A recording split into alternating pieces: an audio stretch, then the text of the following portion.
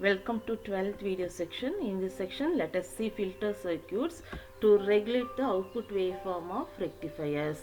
Filters. The filter is a device that allows passing the DC component of the load and blocks the AC component of the rectifier output.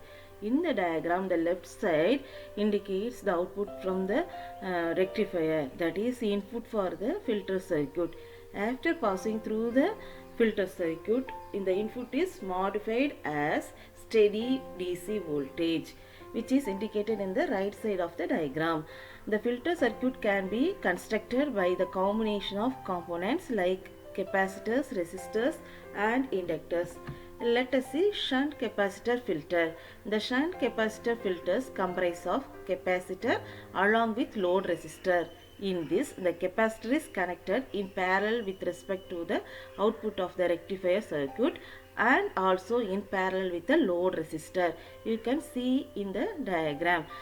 This filter is also called shunt capacitor filter because it can be constructed using a capacitor connected in shunt as in the figure.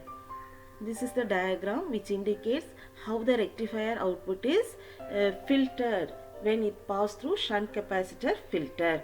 During conduction, capacitor starts charging and stores energy in the form of electrostatic field. The capacitor will charge to its peak value because the charging time constant is almost zero. During non-conduction, the capacitor will discharge through the load resistor. Thus, in this way, the capacitor will maintain constant output voltage and provide the regulated output. The shunt capacitor filters use the property of capacitor which blocks DC and provides low resistance to AC.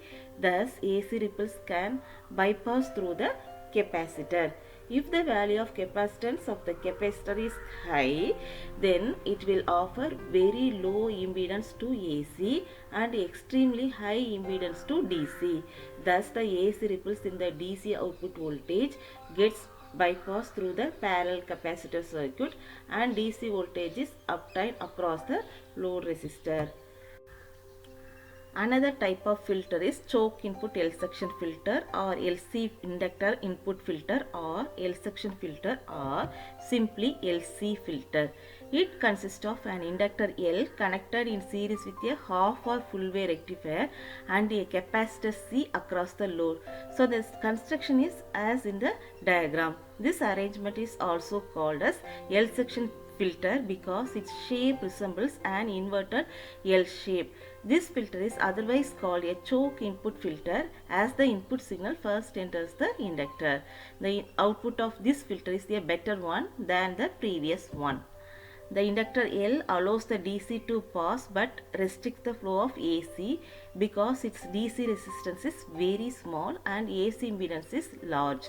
After a signal passes through the choke, if there is any fluctuation remaining, will be fully bypassed before it reaches the load by the shunt capacitor because the value of chi C, that is impedance of capacitor, is much smaller than the load resistance R.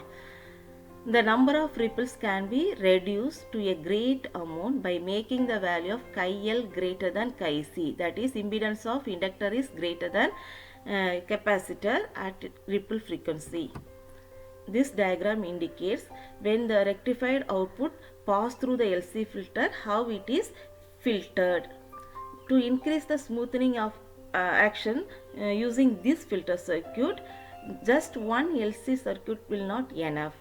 Several L section filters will be arranged to obtain a smooth filtered output. The circuit diagram and the smoothened waveform of the full wave rectifier output is shown in the diagram. Another type is pi filter or CLC filter or capacitor input filter. The name pi filter implies to the resemblance of the circuit to a pi shape with two shunt capacitances, let it be C1 and C2, and a inductance filter L. As the rectifier output is provided directly into the capacitor, it also called a capacitor input filter. So the construction is in the diagram. The output from the rectifier is first given to the shunt capacitor C. The rectifier used can be half are full wave, and capacitors are usually electrolytic even though they are large in size.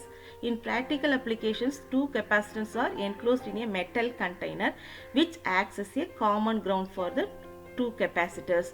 So you can see in the smoothened waveform in the diagram. Working of a pi filter. In this circuit we have a capacitor in parallel, then an inductor in series, followed by another capacitor in parallel. Capacitor C1. This filter capacitor offers high reactance to DC and low reactance to the AC signal. After grounding the AC components present in the signal passes to the inductor for further filtration. Inductor L. This inductor offers low reactance to DC components while blocking the AC components if any. Got managed to pass through the capacitor C1. Capacitor C2. Now the signal is further smoothened using the capacitor so that it allows the AC component present in the signal which the inductor has failed to block. Thus we get the desired pure DC output at the load. When compared to other type of filters, the pi filter has some advantages like higher DC voltage and smaller ripple factor, but it also has some disadvantages like poor voltage regulation, high peak diode current and high peak inverse voltage. This filter is divided into two, a capacitor filter and a L section filter. The capacitor filter C1 does most of the filtering in the circuit and the remaining ripple is removed by the L section filter, that is L and C2 combination. C1 is selected to provide very low reactance to the ripple frequency. The voltage regulation is poor for this circuit as the output voltage falls off rapidly with the increase in load current. In this section we have discussed three types of filter circuit. From the next video section, let us start new modules on transistor as amplifier and oscillators, that is feedback in transistor circuit. Let us see. Thank you.